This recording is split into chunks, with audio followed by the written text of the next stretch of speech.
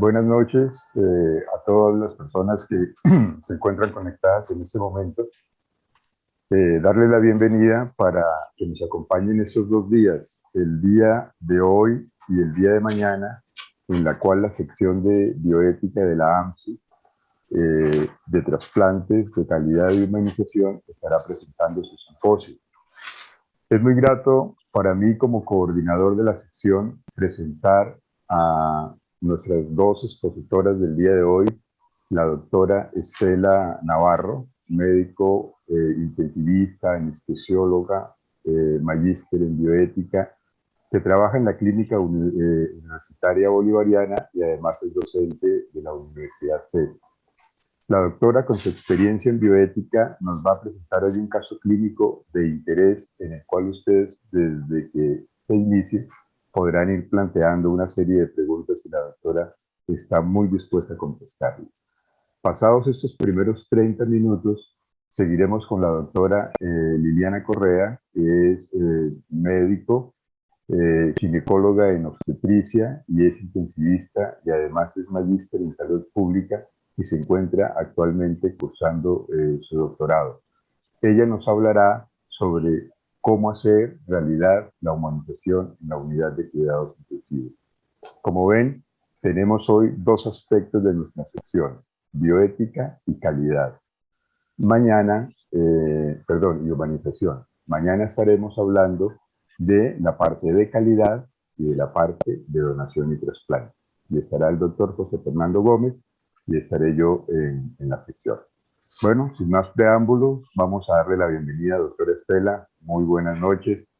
Las cámaras son todas suyas y todos los invitados que hoy tenemos, ya cerca de 21 personas que están dispuestas a escuchar su caso clínico del día de hoy. Bienvenida, doctora. Doctor Camargo, muchas gracias por generar estos espacios y por liderarlos. Bueno, y gracias a todos los que están presentes y el AMSI por permitir esto. Este es un caso que creo que viene muy a propósito de la pandemia. Por favor, quisiera que me confirmaran en el momento en el que ya estemos en modo presentación. Ya la vemos, doctora Estela. Perfecto, gracias. Bueno, este es un caso corto en contenido y muy denso en aprendizaje. Se trata de un hombre de 35 años. Esto es en el contexto de la pandemia. Solicitan valoración en urgencias por una falla respiratoria inminente. El paciente se encuentra en muy malas condiciones, sin embargo está alerta, con unas respuestas verbales coherentes, pero definitivamente el paciente sí se ve muy comprometido, hipoxémico, con marcado aumento del trabajo respiratorio, diaforético, hipoperfundido, con unos signos vitales muy alterados, un paciente muy inestable. Y desde el momento en que nos presentamos como el equipo de cuidado intensivo, lo primero que dice el paciente es que no me intube, lo dice textual, sin decir nada más, no me intube. Y nos viene la pregunta de que un paciente en esas condiciones, en un momento tan crítico, esto lo escuchamos muchas veces en este contexto, esto corresponde a un proceso adecuado de consentimiento, de disentimiento, y vamos a hablar un poquito de esto. Entonces, cuando queremos hablar de las terapias y la manera como un paciente acepta o rechaza la terapia, tenemos que entender que esto está basado en el respeto a la autonomía del paciente. Y para hablar de la autonomía del paciente, tenemos que saber que este paciente entiende que está autorizando o rechazando un tratamiento que nosotros consideramos que sí está indicado. No estamos hablando de lo que se conoce como encarnizamiento terapéutico. Estamos hablando de un tratamiento que creemos que está plenamente indicado, que tiene como objeto mejorar el estado de vida y que el paciente tiene todo el derecho a rechazar los tratamientos, pero teniendo en cuenta que el desenlace esperado en estos casos, y es algo que el paciente debe tener muy claro, es que puede ser incluso la muerte. Y en este caso lo que quiero hacer mucho énfasis es en este punto. El consentimiento informado y todo lo que está alrededor de él es un proceso, no es la firma de un documento. Y una de las características fundamentales es que la persona es una persona autónoma, que vamos a centrarnos un poquito ahí. Y para esto se necesita que el paciente tenga una información suficiente, que se resuelvan sus dudas y que se le expliquen los desenlaces esperados con los diferentes cursos de acción. Después de esto es que se procede a la firma de un documento, pero la firma es la constancia del proceso. Y nosotros hemos tendido a convertir esto en un proceso, entonces en una firma. O sea que si este paciente me dice no me intube, yo le entrego un papel y él firma, eso realmente no está hablando nada de un proceso de consentimiento. Está hablando de la firma de un documento y lo que tiene valor ético y jurídico es el proceso. Entonces, ¿qué corresponde a la autonomía? Hay tres aspectos grandes de la autonomía, como la hemos aprendido en diferentes escuelas con diferentes abordajes, siempre aparecen estos tres puntos de manera recurrente. Primero, conocimiento, tener información sobre lo que me están ofreciendo. Segundo, capacidad, que es un punto en el que nos vamos a centrar. Y tercero, libertad. Vamos a centrarnos específicamente en el segundo. Capacidad es precisamente la capacidad de tomar una decisión en algún momento, y esto muchas veces tiene que ver con estos otros dos factores. Entonces, cuando este paciente lo vemos en esas condiciones, que está hipoxémico, aunque está dando algunas respuestas verbales coherentes, se nos viene la pregunta es, este señor cuando dice esto, comprende qué es lo que está diciendo, y entonces le preguntamos, le colocamos no invasivo para rescatarlo, se le pregunta por qué, y él dice, porque no quiero morirme. Entonces nos evidenciamos en este momento una situación que fue recurrente, una creencia de que era la intubación la que causaba la muerte.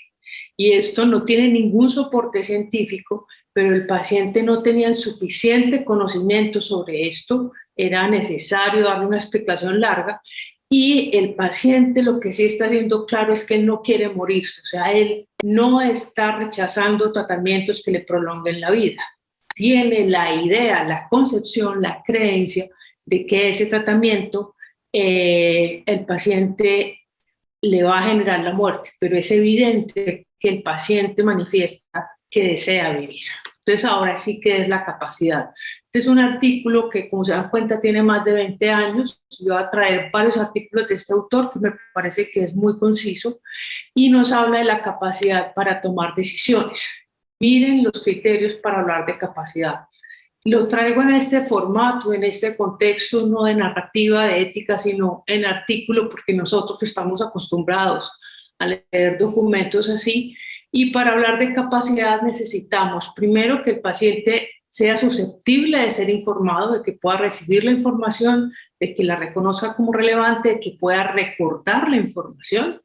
B, capacidades cognitivas, o sea, la parte de razonamiento, que el paciente referencie lo que le está ocurriendo, que pueda razonar sobre las alternativas que se le ofrecen y sea capaz de discernir cómo van estas diferentes alternativas que se le ofrecen en un orden y qué le puede ser más importante o no para pasar a la C, a la toma de decisiones. Escoger entre esas opciones una de ellas, seleccionar, y la parte que sigue es hacerse cargo de esta decisión tomada y reafirmarse en esto. Finalmente, le debe explicar al otro qué opciones tenía, cuáles se le presentaron, cuáles las ventajas, las desventajas de cada una de ellas, por qué decide finalmente una de estas terapias. O sea, no es simplemente yo no quiero que me intube, sino ser una persona que ya haya escuchado el mensaje de que la intubación no es llegar a la muerte, de que no se intuba, lo que sí creemos es que posiblemente va a fallecer. Entonces, en este mismo orden de ideas, otro artículo del doctor Lorda nos dice que la evaluación de la capacidad sigue siendo un reto para la relación o el modelo de la relación clínica basada en la idea de consentimiento informado. Nos hemos centrado entonces en el documento del consentimiento y nos trae esto que me parece fundamental. Y él dice, cuando un paciente acepta un tratamiento, se necesita una valoración no muy profunda de la capacidad. Y eso lo hacemos a veces con los niños cuando les explicamos que les vamos a hacer ciertos procedimientos, pero cuando se da un rechazo a un tratamiento que es de vital importancia, sin el que el paciente pueda fallecer, se necesita una valoración alta de la capacidad. Tenemos que estar seguros de que este paciente sí está comprendiendo. Muchas veces, incluso en situaciones con más tiempo, se pide el apoyo de psiquiatría porque nos queda esta duda. No quiero decir de que un paciente que rechaza una terapia es incapaz de facto, no. Lo que sí tenemos que tener claro es que un rechazo de una terapia que puede prolongar la vida nos debe llevar a hacer una valoración más profunda de si esa persona está tomando esta decisión de una manera autónoma, teniendo una capacidad conservada. Y esto ya lo tengo en narrativa. Este test de capacidad, y hay muchas maneras de valorar la capacidad, está desarrollado para que cualquier persona lo pueda implementar. Primero, el paciente es capaz de expresar una elección. Aquí nos están diciendo que lo que le tenemos que tratar de averiguar al paciente no es simplemente que diga si quiere o no quiere, sí o no, sino que nos explique por qué desea algo. Entonces, este paciente hasta el momento lo que nos ha manifestado es no me intube, pero también nos ha manifestado no quiero morirme. ¿Listo? Entonces, ese no me intube es una parte de esa expresión de una elección, pero no está sustentada con el segundo paso. El segundo paso es si la decisión es razonable. En este caso, aquí fallábamos. ¿Por qué? Si bien el paciente si quiero que me intube, no era una decisión razonable. Razonable en el sentido de que la argumentación no es lógica y no es coherente.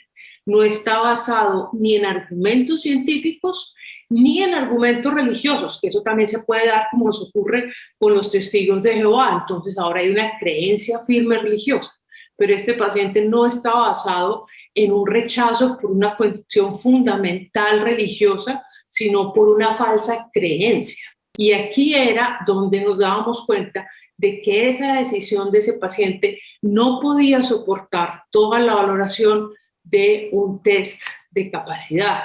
Entonces, el paciente no está tomando una decisión basada en motivos racionales.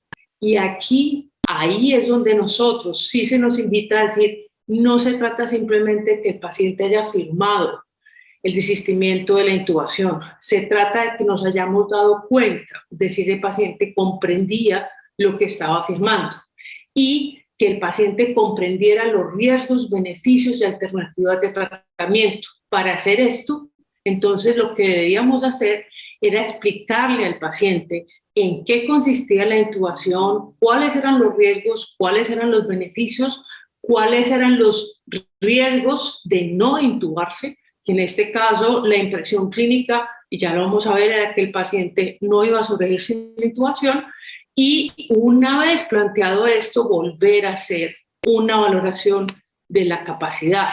Cuando el paciente ya hemos logrado todo esto, ya sí se puede hacer una firma de un consentimiento, y si el paciente no está en capacidad de firmar, esto se puede dar una constancia de narrativa de la historia clínica de estos eventos. Y con esto tenemos un soporte profundo de esta valoración. Aquí está entonces, como lo presentan también algunas escuelas de psiquiatría, la comprensión de la información, de los riesgos, de los beneficios del tratamiento, la apreciación general de lo que le está ocurriendo, del objetivo del tratamiento y la valoración de un razonamiento lógico, secuencial, que uno entiende que la persona está entendiendo un hecho con un resultado para que esta persona finalmente elija, y esto se da una cierta puntuación. Esto lo pueden hacer a veces los psiquiatras para establecerlo, pero como les dije, desde la valoración inicial nos dábamos cuenta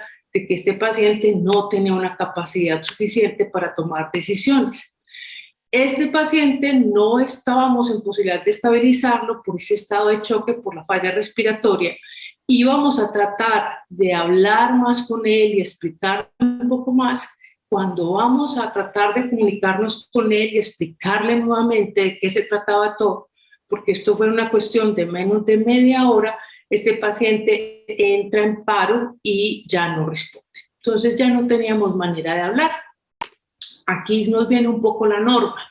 Entonces, en la Carta de Derechos y Deberes de los Pacientes, la resolución 229 de este año menciona ciertas cosas sobre la parte de derechos y deberes de los pacientes. Se nos manifiesta que el paciente tiene derecho a la autodeterminación, al consentimiento, a la libre escogencia, pero esto siempre y cuando el paciente tenga capacidad. Si el paciente es un paciente autónomo, puede aceptar o rechazar actividades, tratamientos, incluso si estos tratamientos prolongan su vida. ¿Cuál es la situación en este caso? Este paciente, ya evaluamos, no se encuentra en una situación de poder tomar decisiones, es una persona que no está siendo capaz en ese momento por lo grave de su compromiso, y se nos viene el punto adicional, a que los representantes legales de este paciente mayor de edad, en caso de inconsciencia o incapacidad para decidir, consientan, disientan o rechacen actividades, tratamientos, insumos en nombre de ese paciente. Hablando no desde lo que ellos quieren, y eso lo voy a mencionar después, sino desde lo que se considera el máximo beneficio para este paciente. Entonces, cuando una persona es incapaz, ¿cierto? Hay tres maneras de tomar las decisiones a nombre de esa persona. Una es cuando el paciente ha hecho una expresión de voluntad muy clara, muy firme, como supongamos un documento de voluntades anticipadas. El otro, que es el más frecuente, es a través de un representante al cual le toca hacer un juicio sustitutivo. Aquí muchas veces yo creo que nosotros deberíamos tratar de manejar un poco más la situación, porque no se trata de preguntarle al familiar qué quiere que hagamos con el paciente, sino si el paciente pudiera estar acá con nosotros y escuchando la información que yo le estoy dando a usted, si el paciente fuera capaz, esta persona, ¿qué nos diría? Ese es el juicio sustitutivo real. Y por último, cuando no hay ninguna persona que pueda dar ninguna representación del paciente, o cuando el paciente no tuvo ninguna manifestación, se trata ahora sí de pensar en el mayor beneficio, el mejor interés, donde se considera que de manera general las personas buscan alivio del sufrimiento, preservación de la funcionalidad, de la calidad de vida y de la educación, ¿cierto? Y en este orden a veces hay una tendencia a equivocarse a favor de la vida. ¿Qué hicimos nosotros en este caso? Nos reunimos con la madre del paciente para tratar de llegar a un juicio sustitutivo. Le dijimos, el paciente nos dice que no puede intubar, pero él tiene la creencia que si lo intubamos se muere, y en ese momento pues el paciente estaba en paro, se está asistiendo respiratoriamente y es evidente que si no se procede a intubar, pues la muerte está garantizada y que existe una opción de seguir vivo, que sería proceder a la intubación.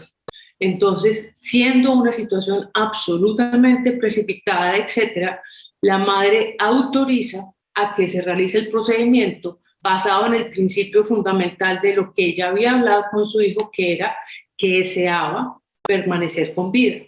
Se le informa entonces a la madre del estado si no se procede a intubar, y el paciente se pasa a la UCI.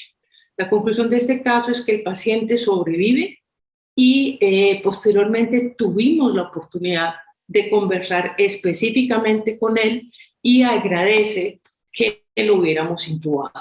Entonces, como una conclusión, explicar un poco la importancia de lo que es este proceso de la valoración de la autonomía de los pacientes, de tratar de indagar un poco más allá de lo que las pacientes nos dicen, sino profundizar en sus deseos, conocer sus miedos, tratar de plantearnos qué les está ocurriendo, ser un soporte real y entender que son personas en situaciones críticas, con miedo, y que no estamos tratando de hacer un acto de coerción, pero que también en parte de nuestro deber ser, de nuestro trabajo, corresponde ayudarles a los pacientes a tomarles las mejores decisiones, no que nosotros consideremos adecuadas, sino que ellos mismos hubieran considerado adecuadas para sí, como fue en este caso.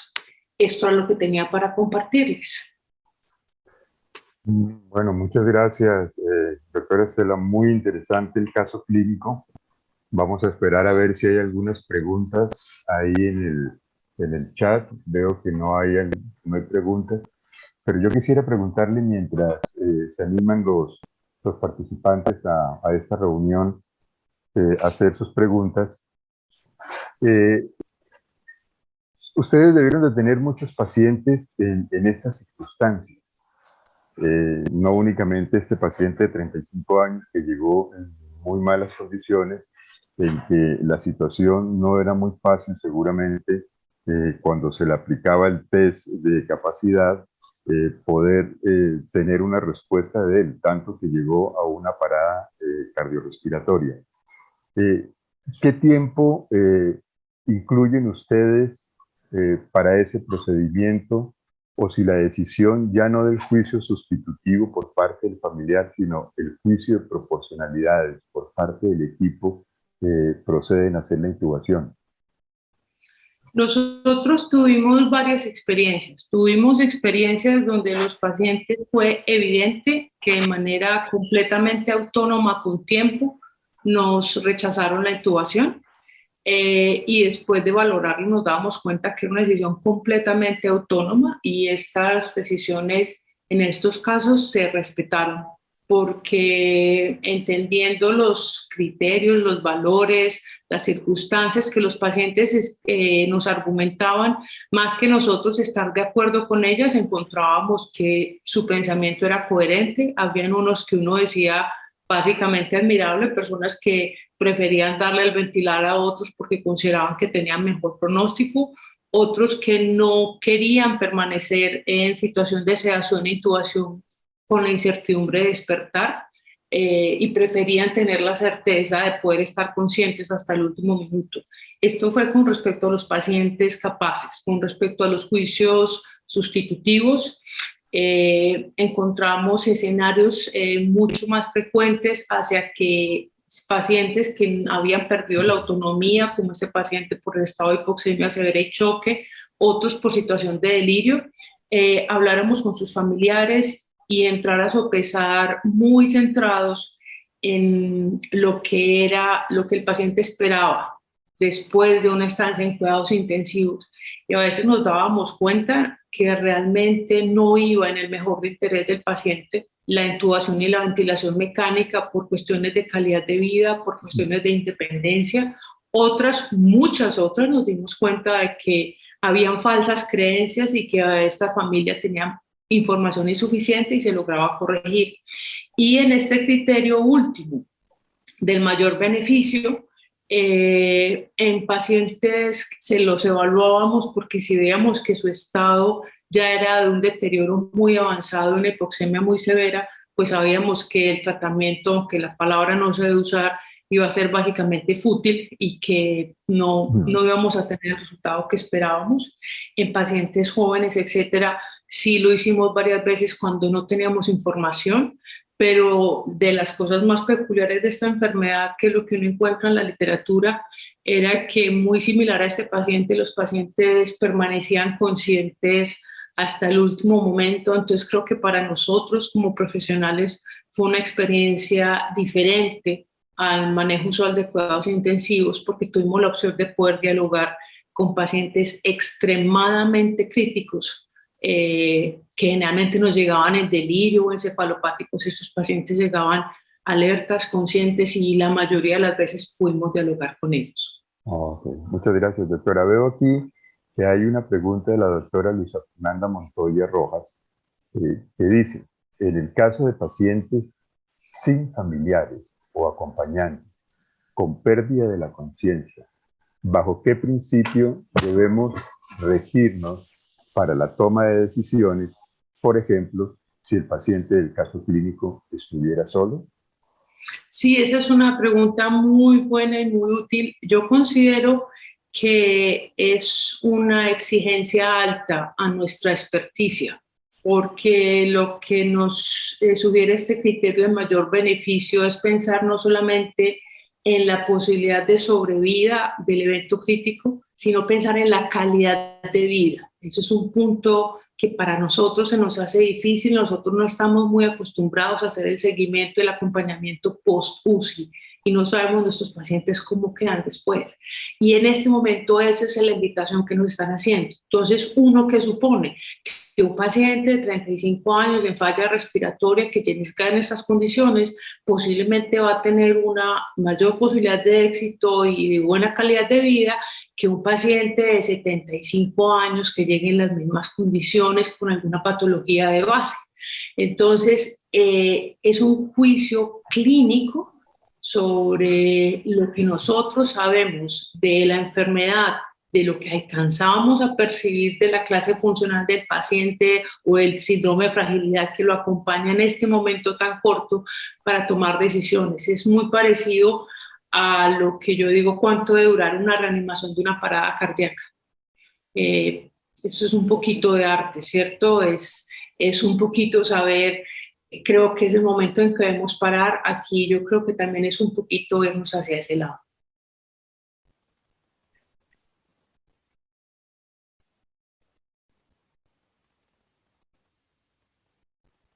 Doctor Camargo, no lo estoy escuchando. Doctor, está con el micrófono apagado. En caso de que un paciente que ingrese y tenga un documento de voluntades anticipadas, y como bien presentó usted en la diapositiva, primero optamos por la opción de la vida y ustedes proceden a intubarlo o procedieron a intubarlo y después con el diálogo con los familiares se dan cuenta de que ese documento decía que él no quería. ¿Qué actitud y qué comportamiento tiene el equipo médico ante esas circunstancias? Es un consejo y es casi que algo que viene ya desde la norma. Un documento de voluntades anticipadas y una expresión clara de voluntades anticipadas es algo que tiene que ver con un concepto ya construido de una persona acerca de su dignidad y sus valores. Cuando uno se antepone violentamente, por error en este caso, por no tener información, ante algo que el paciente consideró fundamental, que vulneraba su dignidad, o no así lo haya cometido por error, es el momento de dejarlo de hacer, porque persistir con esto es ahora sí de manera consciente y voluntaria ir en contra de la dignidad de una persona. Y aquí tenemos que ser muy coherentes. Si una terapia se empieza, esa terapia se puede retirar si eso va en contra de la dignidad de una persona. Hacia nosotros nos impresione, así nosotros sepamos que podemos lograr sacar a esa persona viva, esa persona nos ha pedido que por favor no lo hagamos, porque tenemos que entender que el valor máximo de una persona no es únicamente la existencia biológica, sino la existencia como un ser integral. Y cuando nosotros atentamos contra eso, lo que estamos haciendo es precisamente vulnerar esta dignidad de este ser humano. Es muy duro a veces, pero es un deber ser, y ya incluso la Corte Constitucional tiene muchísimas sentencias al respecto, precisamente porque para los médicos esto ha sido difícil y hemos actuado desafortunadamente en más de una ocasión en contra de lo que es fundamental para un paciente. En esos casos, ¿ustedes procederían a hacer extubación o procederían a hacer una adecuación del esfuerzo terapéutico? Doctor, hemos hecho, lo hemos hablado con los familiares, hemos tenido un par de situaciones en las que nos han llegado y hemos procedido en una situación, hicimos una extubación del paciente porque era una decisión muy clara del paciente de no estar conectado a máquinas y era una solicitud expresa. Entonces, en este caso se hizo esta extubación Este paciente, otro caso que tuvimos similar, la situación del paciente era que no quería haber ingresado a cuidados intensivos, lo que se hizo fue una adecuación del esfuerzo terapéutico y se permitió una sedación para que el paciente falleciera. Bueno, doctora, pues de verdad que muy interesante el caso, muy ilustrativo, creo que nos ha aportado muchas ideas a todos los que estamos participando en este webinar. Le agradezco nuevamente, doctora, por su participación y esperamos verla nuevamente en otro webinar de la sección de bioética, trasplante, calidad y humanización. Muchas gracias. Claro que sí. Pasamos ahora con la doctora Liliana Correa. Como nos decía, la doctora Liliana Correa es intensivista, ginecóloga, máster en salud pública, y ella nos viene a presentar un tema que va muy de la mano con la parte ética y la actuación de nuestro acto médico en las situaciones de cuidados intensivos. Pero vamos a ver con la doctora cómo hacer realidad la humanización en la unidad de cuidados intensivos. Doctora Liliana, bienvenida. Y muchas gracias, doctor Camargo. Muchas gracias, doctora Estela, por esa excelente introducción que nos permite entonces hacer la apertura a este proceso de unas unidades de cuidado intensivo mucho más humanizadas. El problema o el reto de la humanización en la atención de salud es que ha sido subestimada históricamente, y el otro punto es que ha sido interpretada de muchas formas de acuerdo a veces a la posición del personal que está como tomador de decisiones, la parte administrativa, los proyectos a veces no son, digamos, integrativo entre el usuario final y el realizador final de esas actividades de humanización. El otro punto es que hay inequidad porque hay diferente acceso en políticas institucionales de humanización, con algunas instituciones que tienen las políticas y las ideas muy claras y otras que hasta ahora están iniciando. El otro punto es que no lo hemos visto como un indicador de calidad medible en UCI, como si hemos visto otra serie de cosas como los días de ventilación mecánica, la tasa de infecciones adquiridas en la unidad de cuidado intensivo, el tiempo de estancia, el giro cama, y realmente que nos ha faltado medir evidencia científica frente al impacto de los desenlaces durante y después de la UCI. Como dijo la doctora, cada vez le estamos dando un poco más de perspectiva y de importancia a el sobreviviente, tanto el sobreviviente como paciente, como persona, su herida emocional, toda la serie de secuelas físicas, psicológicas, cognitivas que quedan después de una enfermedad crítica y, por supuesto, las secuelas también que presenta la familia. Entonces, la primera pregunta para abrir esta sesión es hablar sobre si la humanización en cuidado intensivo es tangible y es medible, y si deberíamos trabajarla como un indicador de calidad de atención, como si debería ser un indicador como todos estos de los que rutinariamente hablamos en el cuidado intensivo. Y el primer punto es que cuando ya lo vamos a implementar en nuestros equipos de trabajo, la humanización genera temor, básicamente porque hay una percepción de que el cuidado es netamente crítico, netamente numérico, netamente driving pressure, metas, presión plató, indicadores, volumen corriente, razas, estamos muy numéricos y estamos a veces objetivizando y cosificando al paciente. Y el otro punto es que cuando empezamos a implementar estas estrategias de humanización, como la visita extendida, la visita 24 horas, es percibida por el equipo de trabajo como un exceso de trabajo adicional. Entonces, cuando nos dicen a los que estamos trabajando que nos van a abrir la visita 24 horas, la respuesta inicial es más trabajo. ¿Por qué? Porque estamos enfrentados a esa familia que nos va a preguntar, que está preocupada, angustiada por los ruidos, las alarmas, los números, y porque muchas veces esa apertura de visitas o esos cambios, esas transiciones han sido súbitas, han sido a veces lideradas por una o dos personas sin haber integrado en la toma de decisiones a las personas que están participando día a día en el cuidado, y por otra parte, porque ha faltado a veces educación a todos los niveles, incluyendo a las familias que van a entrar a esas visitas 24 horas, y un punto que a todos nos acompaña, que es el miedo al cambio, el miedo a lo que va a suceder. Entonces sabemos que estamos trabajando mundialmente por una unidad de cuidado intensivo centrada en paciente y familia, y que definitivamente cuando hacemos estos cambios van a mejorar los desenlaces del paciente, reduce el síndrome post-cuidado intensivo, hay menores costos de atención. Ya vamos a ver, se reduce la estancia, y la pregunta es si esto pudiera impactar o reducir en mortalidad, que es una de las cosas que queremos medir. Entonces, cuando hablamos de humanización, tenemos que reconocer que hay unos beneficios organizacionales. Esos beneficios están dentro de la estructura estructura que va a ser la institución de salud dentro de una institución que es generadora de valor y que además se enfoca en ese usuario final, que es el paciente, que además está haciendo benchmarking, que se está comparando con las instituciones mejores del mundo, y claramente que va a haber un beneficio en el paciente y en su familia, pero también va a haber un beneficio hacia nosotros como personal de salud e indirectamente hacia nuestras familias. Y eso es una cosa que de pronto nos falta a veces ver cuando hablamos de humanización en salud. Entonces, ¿cuáles serían los beneficios de implementar un programa de humanización en terapia intensiva? Lo primero es que es económicamente rentable. Y es rentable porque vamos a tener menores días probablemente de estancia en UCI, y es aquí donde nos falta medir ese antes y el después. Algunos grupos lo han hecho, pero realmente todavía no es tan contundente la evidencia para que lo veamos como unas decisiones administrativas rentables.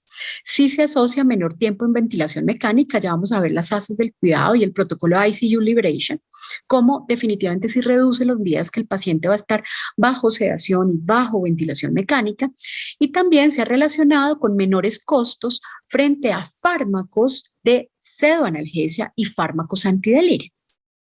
El otro punto es que tenemos un equipo, un personal que va a estar más motivado, que siente que pertenece a un grupo, que siente que está haciendo un trabajo en equipo, y vamos a terminar presentando unos menores eventos de angustia moral en el personal de salud.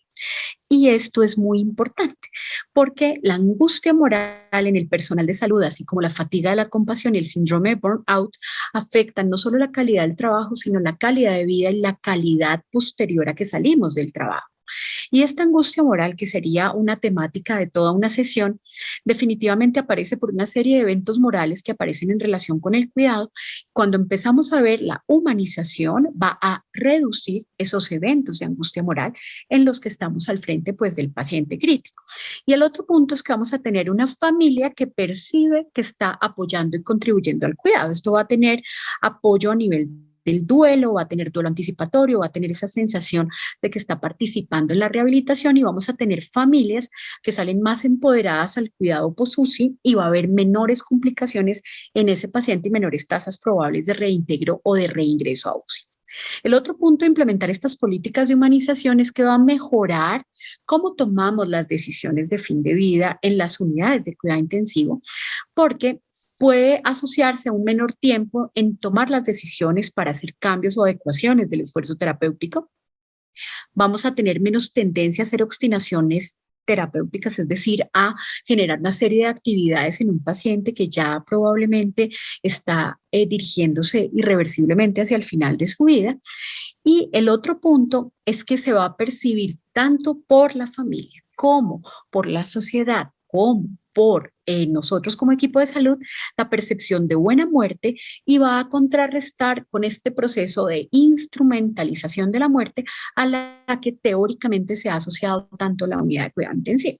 Entonces, la idea es que cuando hacemos una unidad más humanizada, más amigable, vamos a quitar una cantidad de barreras, mitos, y como dijo la doctora Estela, en el caso una cantidad de percepciones a veces relacionadas con el desconocimiento de lo que es el soporte vital artificial en estos momentos críticos de la vida.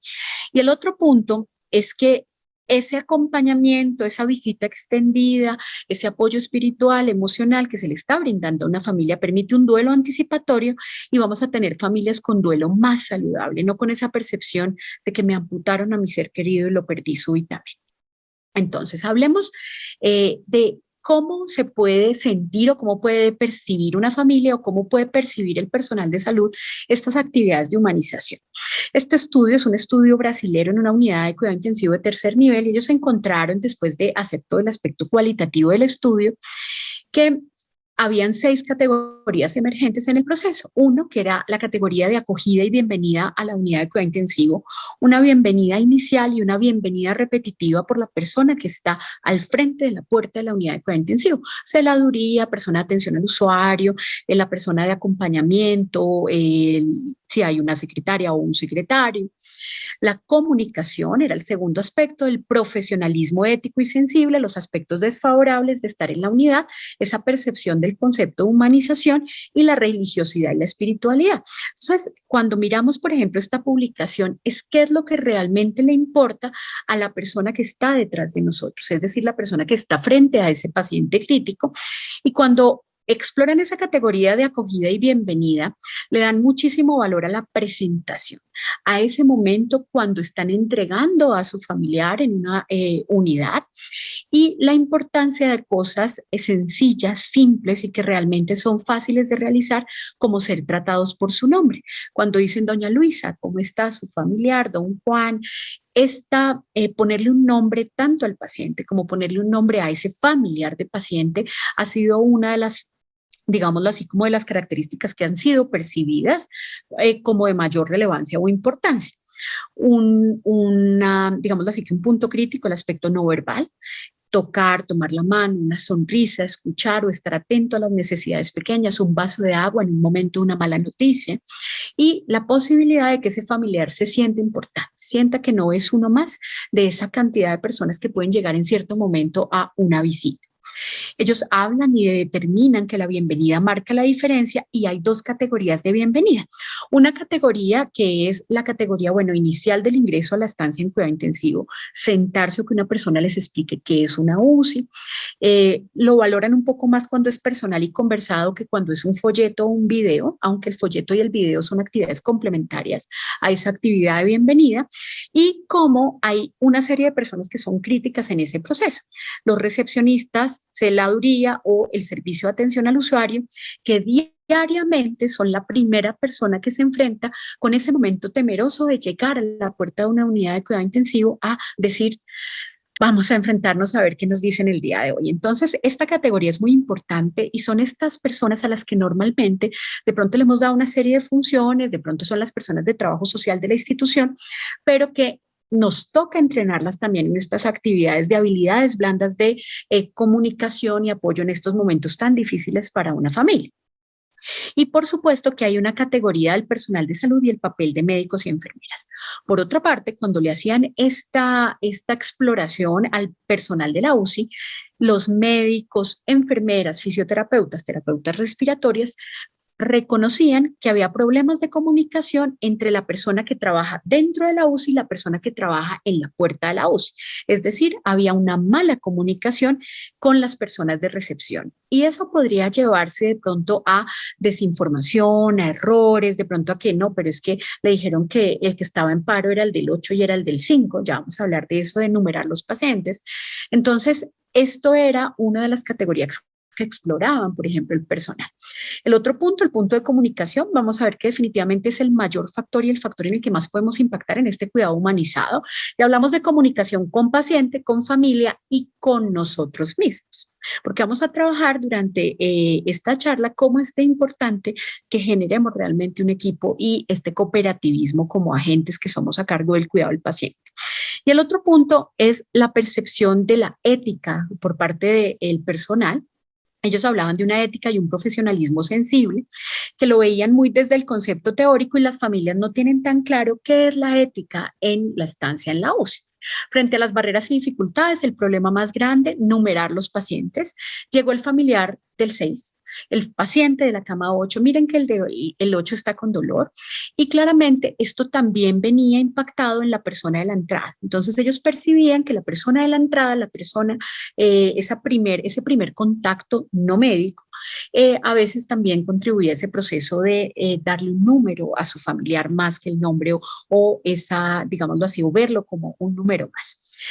Y el otro punto es que la percepción de humanización en este estudio no fue clara para las familias. Otros puntos que tocaron es la necesidad de implementar estrategias de religiosidad y o espiritualidad, entender claramente que hay diferencias culturales y creencias religiosas o creencias distintas.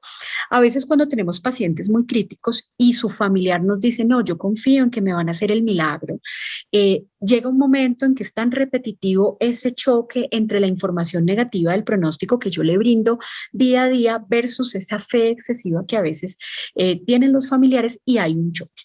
Y realmente ahí tenemos nosotros que bajar la barrera, comprender que ese es el polo que a esa familia o a esa persona lo tiene sostenido en este momento, y tenemos que anclarnos o apoyar la manera de trabajar a través de ese concepto cultural. Ya vamos a hablar de la interseccionalidad y el concepto de de la interculturalidad.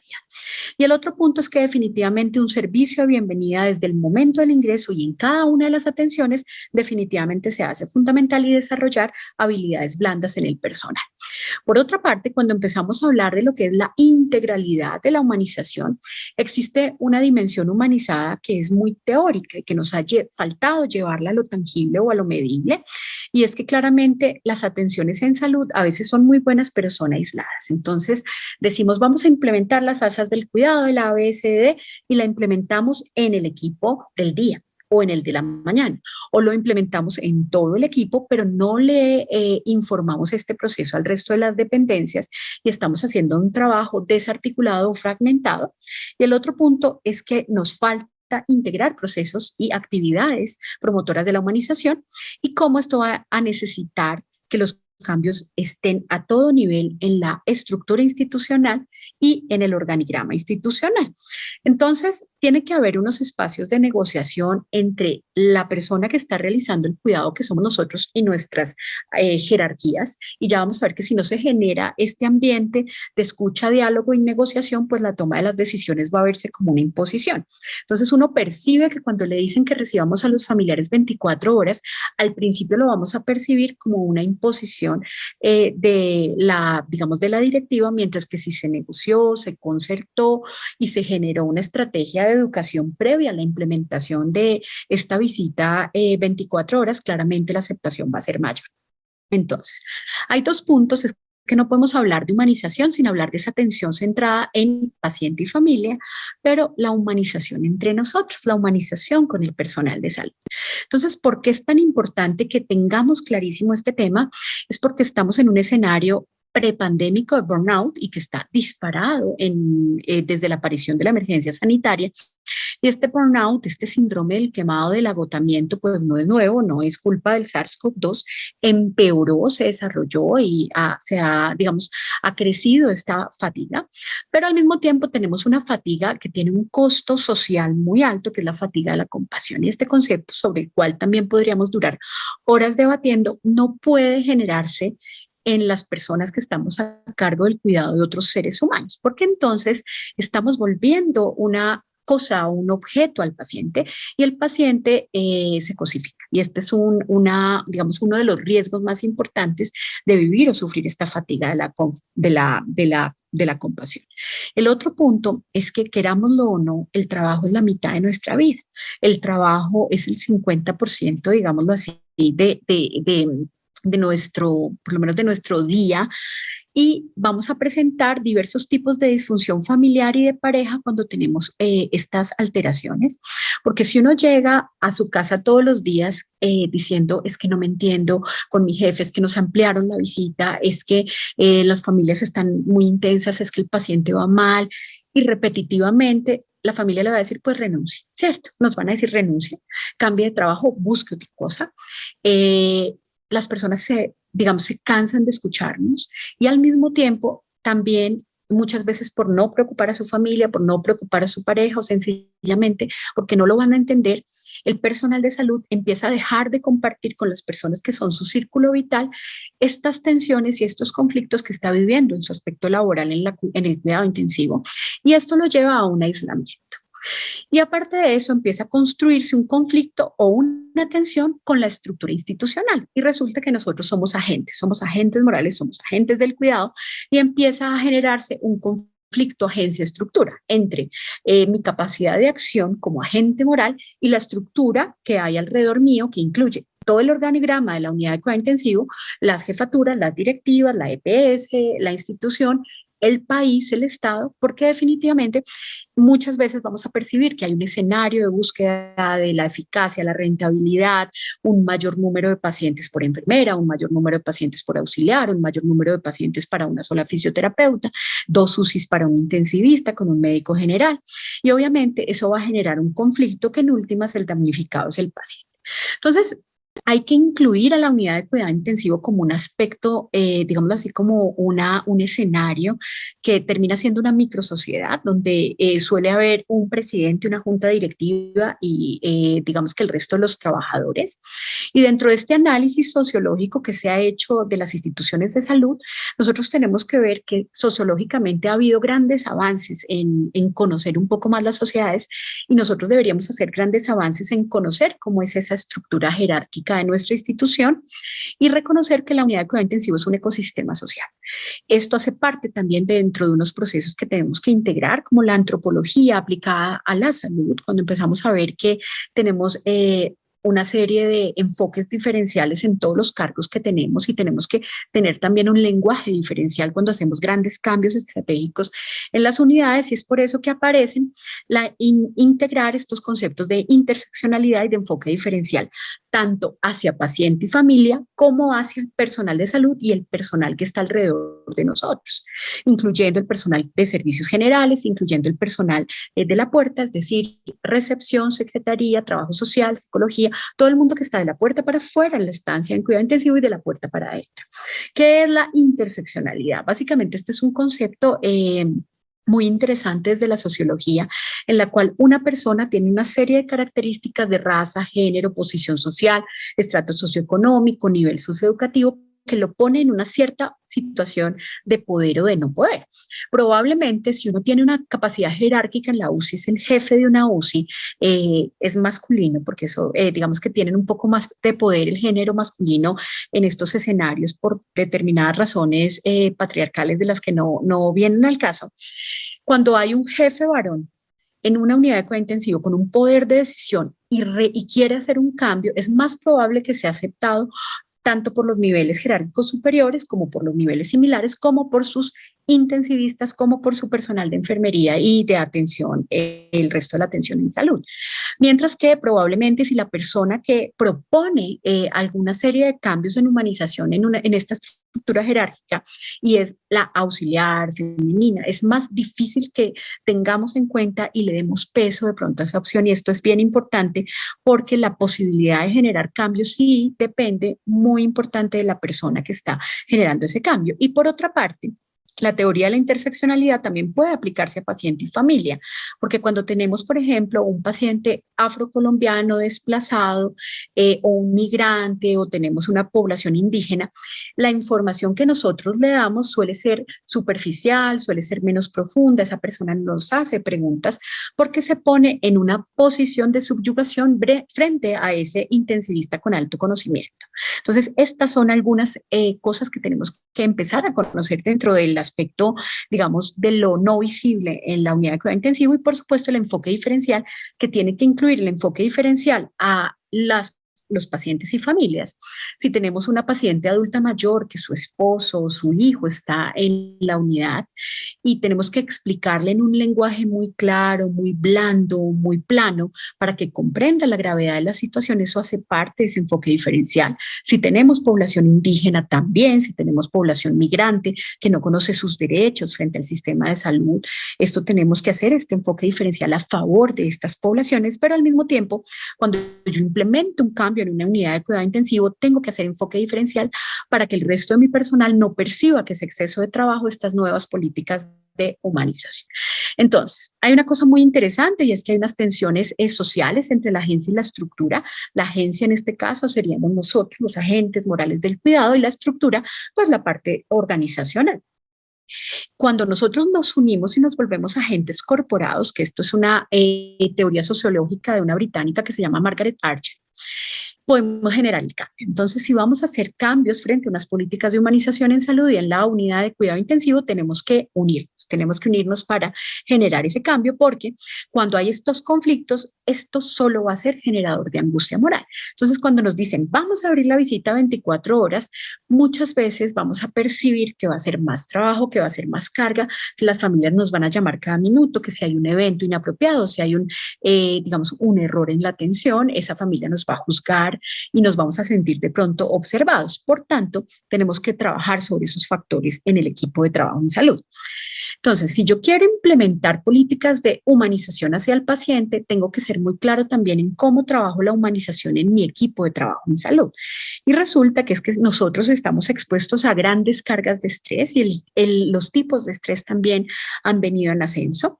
Se han tratado de plantear unas propuestas de los diferentes tipos de estrés, uno que es el euestrés o estrés bueno, que es aquel, digamos, estrés de todas las personas que trabajamos en cuidado intensivo, que es como esa sensación de tener que ser muy activos para poder desempeñar adecuadamente el trabajo. Y entramos en un proceso de estrés disfuncional. Este estrés disfuncional es cuando ya puede estar relacionado con algo externo a mí, la estructura jerárquica, problemas logísticos, problema de comunicación, cuando me llevo mal con mis compañeros de trabajo, las jefaturas problemáticas, liderazgos con los que yo no estoy de acuerdo. Esto puede generar un estrés disfuncional y aquí ya empieza a impactar en cómo yo llego a mi casa y en cómo estoy con mi familia o cómo estoy en mis relaciones por fuera del trabajo. Y aparece, por supuesto, el estrés acumulativo, ya cuando estamos hablando de esta carga que se nos queda y empieza a aparecer todo el riesgo de ese estrés crónico que termina en burnout y en fatiga de la compasión. Y aparte de eso va a haber una serie de incidentes críticos. La pandemia es uno de esos incidentes críticos que pueden relacionarse con la atención de una emergencia, una catástrofe o lo que nos acaba o nos está pasando pues con la pandemia. Entonces hay que reconocer que el solo hecho de trabajar en cuidado intensivo tiene una serie de sucesos estresores que son puntuales, tiene unos estresores relacionados con la vocación y ocupación que elegimos y tiene unos estresores relacionados con el ambiente.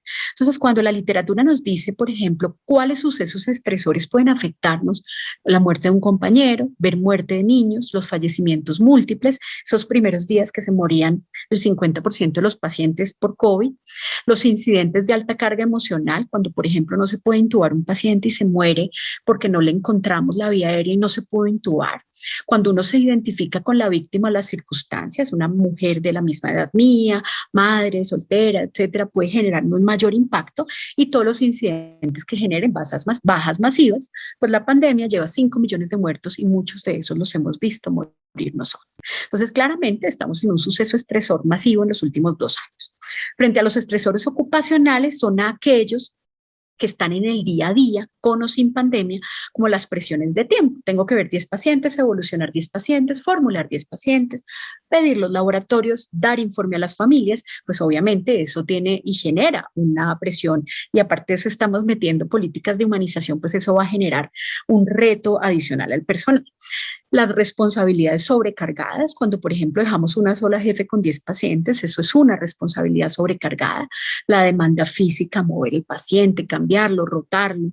Las demandas mentales, cuando hay mucho reto mental porque son casos muy difíciles. Las demandas emocionales, porque a todos nos duele dar malas noticias y debemos preocuparnos cuando nos empieza a dejar de doler. Es un área de trabajo de alta presión, a veces tenemos recursos limitados y el problema es que cada vez tenemos más altas expectativas de la población. Dado el aumento de la sobrevida en cuidado intensivo que llegó en su punto máximo a ser 90% de sobrevida en varias unidades de cuidado intensivo en el mundo, pues se percibe que el soporte vital artificial nos va a sacar a todos adelante. Y las familias y nuestros propios compañeros y nosotros mismos tenemos una altísima expectativa. Entonces, cuando fracasamos, porque esa es la percepción, cuando fracasamos porque el paciente no salió adelante, de todas maneras, digamos como que esa expectativa frustrada puede ser un golpe importante y estamos frente a estresores ambientales como el frío, como el calor, los trajes, las máscaras y lo que es trabajar 12 horas con elementos de protección personal. Y el problema es que como personal de salud tenemos diversas reacciones frente al estrés, reacciones físicas, taquicardia, problemas respiratorios, hipertensión, náuseas, trastornos digestivos, escalofríos, insomnio. El insomnio ha sido una de las cosas referidas por el personal médico y paramédico en la pandemia más importante, pero también empiezan a aparecer unas reacciones comportamentales y sociales y aquí es el problema más grave. Nos aislamos de nuestra familia o amigos porque creemos que no los van a entender o porque queremos protegerlos de algunos aspectos no tan cómodos o no tan agradables de nuestro trabajo. Aparecen reacciones cognitivas, soñar con la UCI, soñar con esa intubación que no fue exitosa, soñar con ese paro cardíaco, los flashbacks, repetitivos, sueños recurrentes, y empiezan a aparecer también pensamientos negativos e intrusivos frente al suceso, frente al trabajo o frente a uno mismo, porque uno percibe que si el trabajo es la mitad de mi vida o si esto es mi vocación, lo único de pronto que sé hacer o lo que mejor hago, pues empieza uno a tener también y a dudar de sí mismo. Empiezan a aparecer otros problemas como amnesia y reacciones emocionales que pueden ser, digámoslo así, ir creciendo, el miedo a perder el control, irritabilidad y agresividad. Pero resulta que los altos mandos que tanto criticamos y que a veces nosotros mismos en esta jerarquía de las unidades de cuidado intensivo, digamos que juzgamos duramente, ellos también tienen que adoptar una serie de decisiones que a veces son súbitas, que a veces son graves y que son en escenarios de precipitación y que además aparecen en función, por ejemplo, de tener información insuficiente, información parcial o información contradictoria, como cuando prohibimos al inicio de la pandemia las visitas en cuidado intensivo. Cuando decíamos, no, tienen que morir solos, no, no les tomemos fotos porque las pueden usar para subirlas en redes, no, no permitamos videos, no, ahora sí permitamos videos, no, ahora abramos las unidades, a veces nos dan la orden, no dan la orden de abrir una UCI súbitamente y sin haber generado todas las estrategias.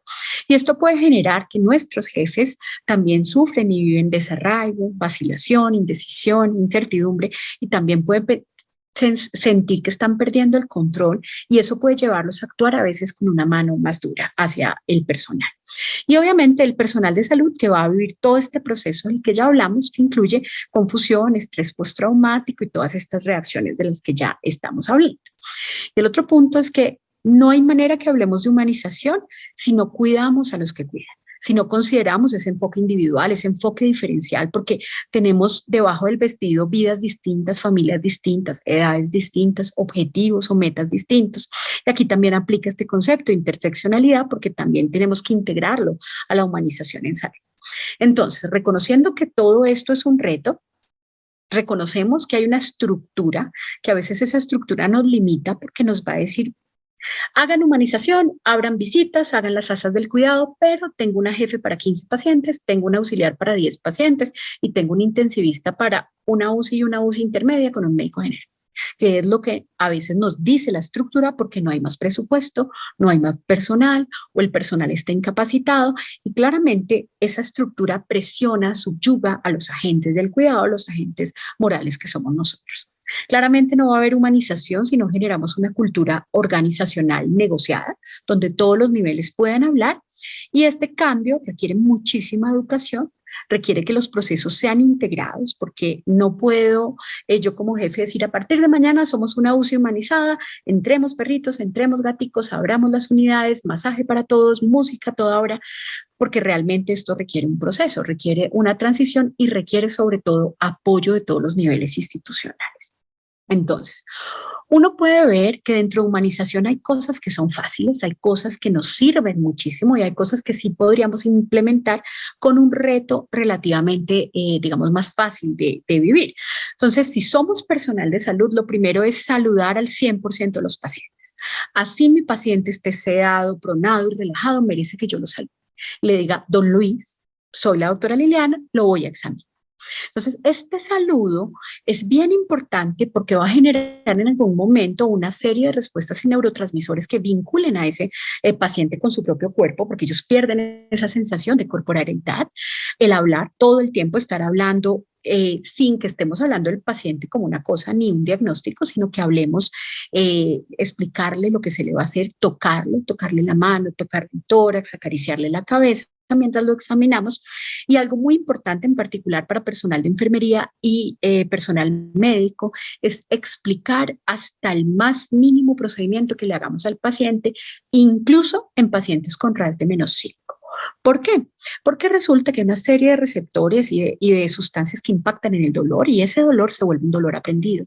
Y pueden tener los pacientes síndrome de dolor crónico porque no le explicamos que le íbamos a hacer una glucometría. Por tanto, simplemente decirle, don Luis, soy la jefe Ana, voy a hacerle una glucometría, le voy a pinchar el dedito de la mano izquierda. Va a generar que los neurotransmisores de dolor súbito que se le van a liberar con el piquete de la glucometría van a bajar un poquito y va a haber menor posibilidad de que ese paciente haga un síndrome de dolor crónico o haga dolor como parte de su síndrome post-UCI. Otra cosa que podemos hacer, definitivamente visita extendida dentro de lo que nosotros podamos aplicar. La visita 24/7 tiene unos retos y tiene unas dificultades, pero podemos ir ampliando institucionalmente la visita, buscando la manera en que todo el mundo esté cómodo. Una cosa muy importante es el masaje. El masaje, cuando lo brinda la familia, prácticamente no tiene contraindicaciones. Hay cierta, digámoslo así, como reticencia a permitir que las familias hagan masaje apropiado a los pacientes, porque nos toca entrenarlos, nos toca decirle no toque la línea arterial, cuidado aquí con el catéter femoral, pero resulta que casi no hay contraindicaciones para que la familia pueda hacerle masaje a su paciente.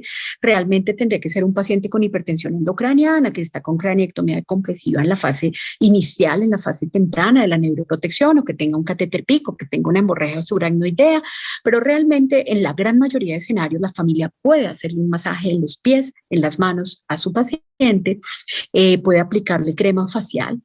Y este masaje va a generar que el paciente, cuando se vaya despertando, recupere esa sensación de corporalidad, de bordes que ha perdido, porque ellos pierden el equilibrio, pierden la propiocepción por estar tanto tiempo quietos, aparte de la pérdida muscular y la polineuropatía del paciente crítico, entre otras. Realmente hay mínimas contraindicaciones para hacer un masaje por la familia, pero somos refractarios a ellos. Entonces uno pregunta, ¿por qué no les gusta que le hagamos masaje a que le digamos a la familia que le haga masaje? No, porque de pronto le despega la línea, porque lo desmonitoriza, porque de pronto me deja desordenada la cama, porque queda manchada la sábana y me toca cambiarla. Entonces tenemos que buscar, por ejemplo, para cada uno de los procesos que vamos a implementar, cuáles son las barreras y los facilitadores para esto.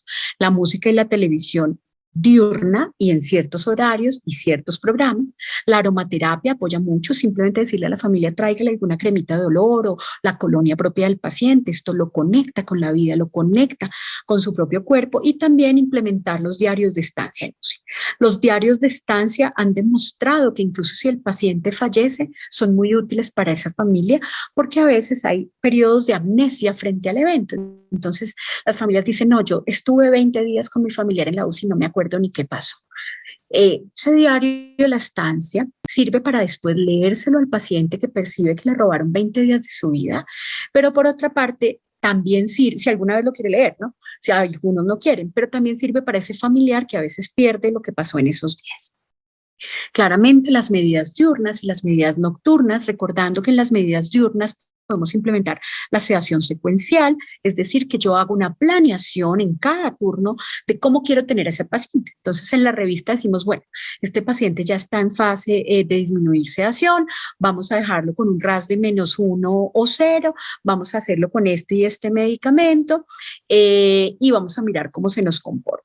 Cuando le vamos a hacer la terapia física, la terapia ocupacional, la fonoaudiología, debe estar un poquito más despierto para que participe en el cuidado. Lo mismo cuando vamos a hacer la revista médica, y lo mismo cuando el paciente llega a la visita. A veces nos gustan más los pacientes dormiditos porque son más juiciosos, tienen menos riesgo de que se autoextúen, tienen menos riesgo de que la familia llegue y lo vea inquieto y despelucado, pero el problema es que entregárselos dormido a la familia es perder ese momento de contacto donde ese ser humano vuelve a ser humano, está en contacto con los seres que más quieren. Por supuesto, se incluyen las pruebas de despertar diario de respiración espontánea, las visitas diurnas en los horarios en que el paciente está más despierto, y cómo el paciente va participando en su proceso y la familia participa en el cuidado. Por ejemplo, solemos sacar a las familias cuando vamos a hacer el cambio de posición o el cambio de pañal. ¿Por qué? Porque se siente uno observado. El personal, en particular personal de enfermería y terapia, se siente observado.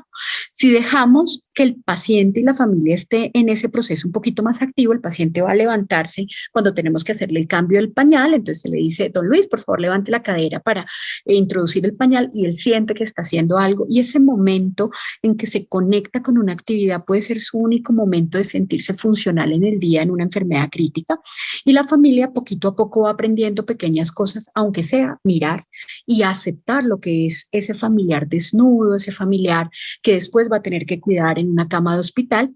Y por esto vamos a tener pacientes que van a estar mejor acompañados por su familia en la estancia post-ingreso a UCI, y sobre todo vamos a evitar la inmovilidad total Claramente hay escenarios como el SRA refractario, como cuando tenemos infusiones de bloqueadores neuromusculares, pues que el paciente tendrá que estar totalmente dormido. Vamos a incluir, por supuesto, estrategias como el buen sueño. Para eso tenemos que reducir el ruido nocturno en las UCIs, la oscuridad, los horarios del baño, porque solemos bañar a los pacientes de noche porque hay más personal, porque se han hecho otros procesos previamente, o digamos ya se ha formulado, puesto medicamentos, hecho la revista. Sin embargo, si vamos a hacer el baño nocturno, debe ser al inicio de la noche para que el paciente tenga ese baño como la apertura a un sueño reparador, evitar hacer el aseo general de las UCIs durante la noche, que esto suele ser muy frecuente, y todos sabemos que ahí mueven canecas, se hace la brilladora, etcétera, y hacer un uso apropiado de las alarmas, porque ya esto se ha mostrado muchísimo en la literatura, tenemos subestimadas las alarmas y las dejamos sonar y sonar, y esto nos lleva a un riesgo porque no tomamos decisiones cuando una alarma es grave, y por otra parte, pues el cansancio auditivo para nosotros y para el personal. Tenemos que incluir entrenamiento apropiado al personal, a la totalidad del personal en cuidados de fin de vida, en toma ética de decisiones, en cuidado paliativo, como nos explicó la doctora, en voluntades anticipadas e integrarlas, y sobre todo que cuando el paciente sale de la UCI también sepa que tiene esa oportunidad de construir esas voluntades anticipadas por si requieren un reingreso a la UCI. Ser muy claros en la explicación de pronóstico es humanización y también estandarización, esa sedación y analgesia al final de la vida, porque nadie quiere pacientes ahogados en un momento de un fallecimiento, y también evitar la obstinación terapéutica, porque la obstinación terapéutica genera angustia moral en el personal de salud. Entonces, una vez hecho toda esta primera parte, ¿hacia dónde vamos en humanización? Entonces, lo primero es que hemos reconocido que hay unas secuelas después de la estancia en UCI, que es el PICS, y que ese síndrome post-cuidado intensivo le sucede a la familia y le sucede al paciente.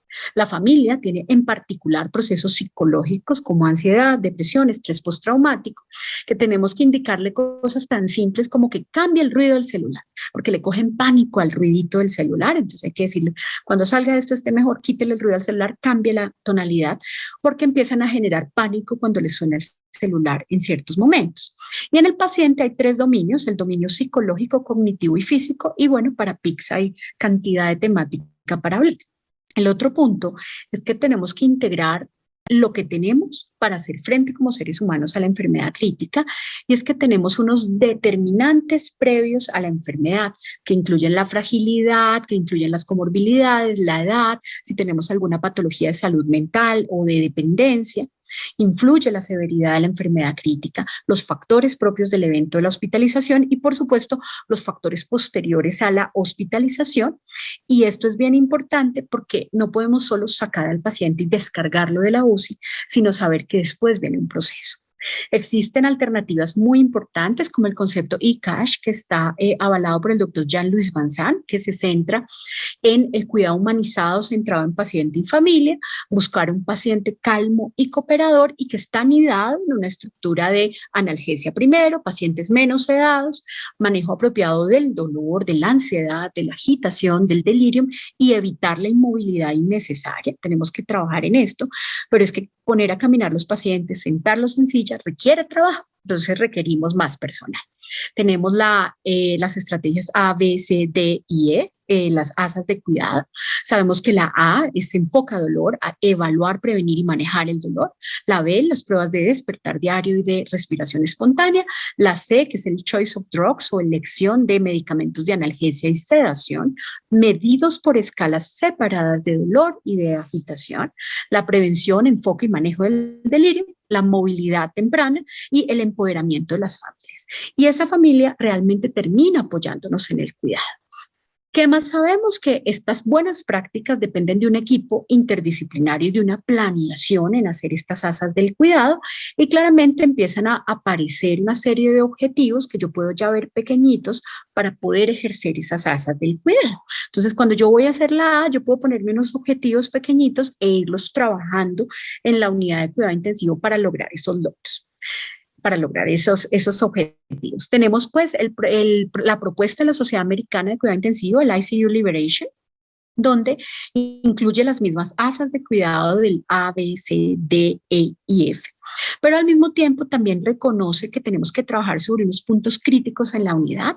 Uno, el síndrome de abstinencia iatrogénica, el dolor, el delirio y la baja sedación. Entonces tenemos que empezar a mirar. Queremos pacientes que estén sin dolor, que estén cómodos, que estén confortables, que estén tranquilos, pero que no estén privados, comatosos o con RAS muy profundos. Miren cómo aparece esta publicación en medicina intensiva muy recomendada el año pasado. Se llama Humanizar el cuidado reduce la mortalidad. Es del doctor Gabriel Heras de la Calle, el líder pues de la UCI humanizada, y el doctor Alonso Obies. Y realmente incluye una serie de estrategias que son 8, que es empezar a abrir visitas y políticas de apertura de visitas que tienen que ser graduales, negociadas, concertadas, la comunicación asertiva, el lenguaje plano, el lenguaje diferencial, bienestar del paciente, que haya una presencia más importante de los familiares en la UCI, independientemente de cómo termine el final de ese paciente, el cuidado de nosotros, el cuidado de los profesionales de la salud, que es muy importante, prevenir y manejar y hacer seguimiento del síndrome post-UCI, una arquitectura humanizada, porque pues si tenemos cortinas y el paciente lo bañan delante de los otros 10 pacientes, pues se va a sentir incómodo si está despierto, y si no también va a ser, digamos, va a ir en contra de su dignidad. Y por supuesto integrar una buena muerte, integrar una muerte que deje de ser instrumentalizada y que vaya hacia unas decisiones de final de la vida éticas, coherentes y amorosas. Aquí tengo mi propuesta de la triada de humanización, que es la humanización hacia el personal, hacia el paciente y hacia la organización.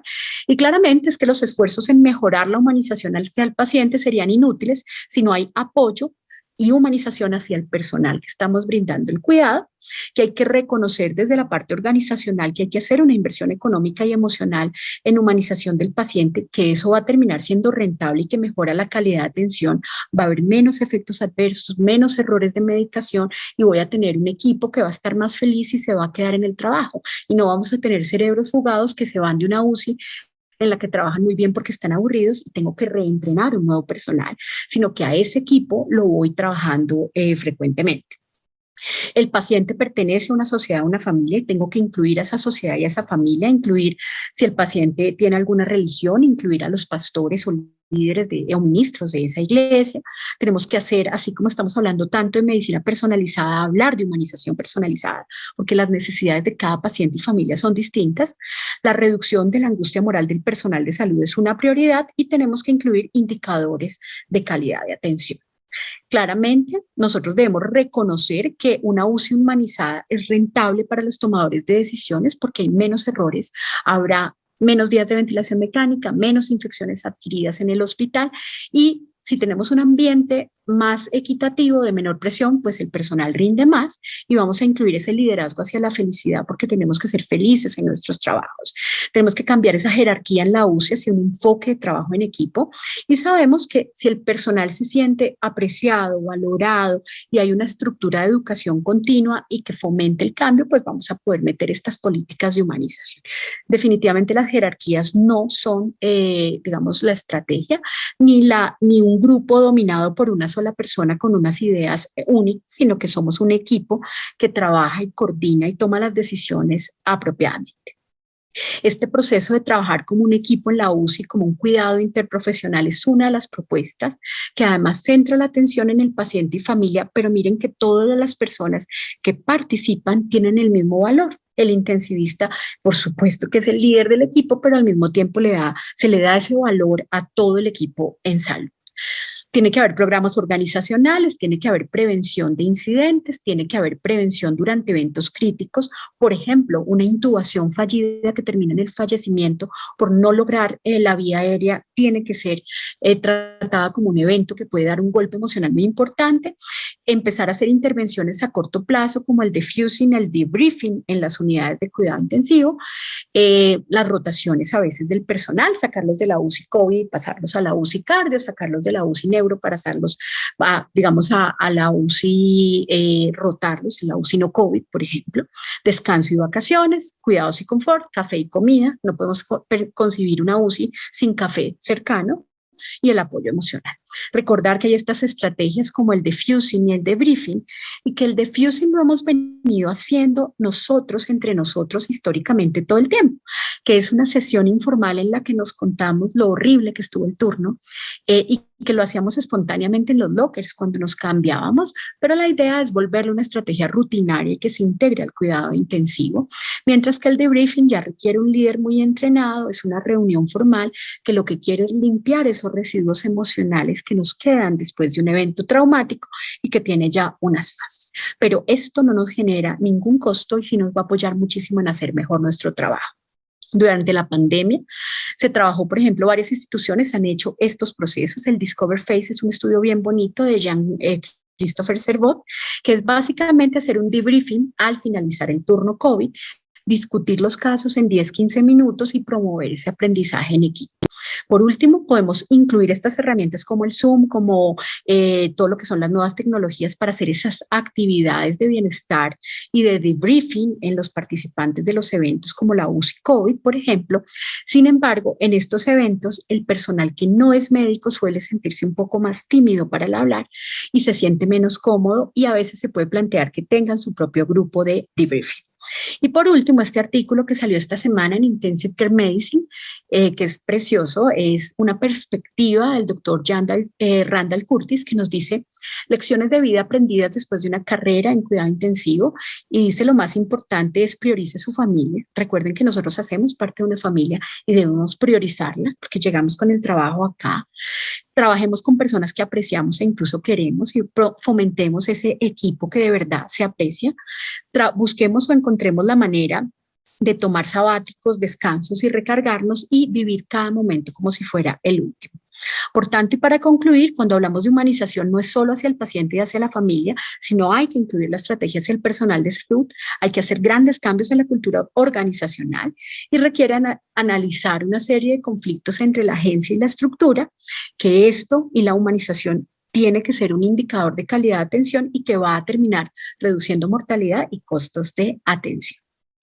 Esto era lo que les quería transmitir hoy. Les agradezco de verdad muchísimo el espacio para poder hablar de este tema tan interesante y le agradezco a la AMSI pues la invitación y al doctor Camargo por liderar el grupo de bioética, calidad, trasplantes y humanización de la AMSI.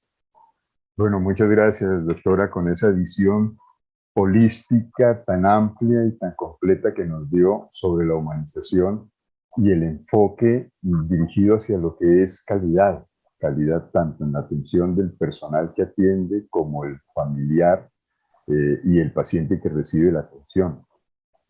Pienso que con esa presentación usted ha logrado suplir una cantidad de vacíos que podíamos tener todos los que hacemos cuidados intensivos y que habíamos pensado que la humanización era simplemente un trato amable al paciente. Y nos está haciendo ver de que la cultura organizacional influye mucho en que el médico tenga excelentes resultados, el familiar se sienta adecuadamente atendido y el paciente se sienta realmente que es una persona especial para las personas que lo atienden y para su familiar. De verdad que muchas gracias. No sé si alguno de los participantes quiere mostrar o hacer alguna de las preguntas. ¿Alguna pregunta? No veo aquí en el chat. O sea, fue tanta la información y tan buena información que doctora nos dejó sin preguntas. ¿Ah? Alguien tiene mi nombre. Alguien tiene mi nombre en el chat. Veo aplausos, excelente, todo. Yo quería hacerle una pregunta y esto va en relación a la calidad humana que podemos tener nosotros. Usted habló relacionado a la comunicación, y la comunicación existe en las unidades de cuidados intensivos. Yo he observado ahora que en las unidades de cuidados intensivos, como es un indicador que toca llevar de si se informó o no se informó, entonces hay una lista donde se hace un chulito y donde va el auditor y revisa si se informó y no se informó, y pareciera que estáramos llenando un papel para cumplir con un requisito. Eso lo veo muy generalizado en las unidades de cuidados intensivos en Colombia. Y otra cosa de las que he observado es que una cosa es la comunicación y otra es la información. Y resulta que la información no siempre la da la misma persona. El de la mañana habla diferente al de la tarde y el de la tarde al de la noche. Y eso genera mucho conflicto con el familiar porque el doctor me dijo que estaba bien y ahora usted me dice que está mal. En ese marco que usted nos presenta con relación a quién tiene que dar la información, ¿cuál es la recomendación que usted nos daría a los que estamos presentes en esta reunión? Bueno, hay una cosa muy importante que dice el doctor Camargo, que una cosa es información y la otra es comunicación. Información es, digamos, como el cuerpo, ¿no? Lo que realmente queremos transmitir frente al estado de esa persona o de ese paciente. Eso es lo que nosotros queremos decirle al familiar, ¿cierto? Pero hay una serie de comunicación, por ejemplo, no verbal, que tiene que acompañar esa información. Entonces, ese aspecto, la postura, la actitud, el agrado con que se le va a dar la información, que no sea una cuestión de afán de tiempo por llenar un requisito, ni por llenar la parte de la auditoría de se explica, diligencia, firma, se solucionan dudas, que todos lo ponemos al final de la evolución. Realmente a veces no se generó esa estrategia. Es que lo primero es que tenemos que utilizar un lenguaje que sea plano. Tenemos que dejar de utilizar lenguaje excesivamente, digámoslo así, técnico, médico, frente a la información del paciente para sus familias. Definitivamente no necesitan información extremadamente técnica. Sin embargo, tenemos cada vez poblaciones que leen más, que ven más Google, que utilizan más y nos preguntan si depuró el lactato, si no depuró, cómo va la PAFI. Esa es la gran pregunta de los familiares durante la pandemia: ¿cuánto está la PAFI? Y realmente el punto es tratar de llevar a un lenguaje plano, explicar todo lo que tiene el paciente en sus diferentes órganos, cuáles son de pronto las expectativas y cómo vamos sin generar falsas expectativas frente a la recuperación. Como equipo de trabajo, si hacemos una apropiada entrega de turno, en la entrega de turno también podríamos dejar como esos puntos claves que se le han transmitido a la información a la familia. Por ejemplo, se le informó a la familia que tiene alto riesgo de requerir diálisis. Entonces, ese punto, por ejemplo, hace que el de la tarde pueda decirle: creemos que puede requerir diálisis, seguimos pensándolo, de pronto no, pero digámoslo así, que lo importante es que nosotros también en este proceso de entrega de turno y de comunicación nuestra tengamos eso muy claro. Habrá familias que reciben la información más difícil, habrá personas más retadoras, habrá personas que por el miedo, por ejemplo, son agresivas, habrá personas con las que chocamos, el que nos hace llamar al amigo de Estados Unidos que es intensivista en Johns Hopkins y que nos va a preguntar por qué no le hemos hecho una serie de terapias que de pronto el paciente ni siquiera es que requiere, o algunas que no tenemos disponibles o no hacen parte de nuestro paquete de beneficios. Entonces el punto es que tenemos que ser empáticos con una persona que está sufriendo algo tan duro como es tener a un familiar muy enfermo o una persona que quiere muy enfermo. Nosotros se supone que somos los expertos, se supone que somos los que sabemos, pero al mismo tiempo tenemos que demostrar que podemos llevar ese conocimiento a un lenguaje plano. El otro punto es que todas las personas que brindan atención en la UCI pueden brindar ciertos tipos de información de acuerdo a su cargo.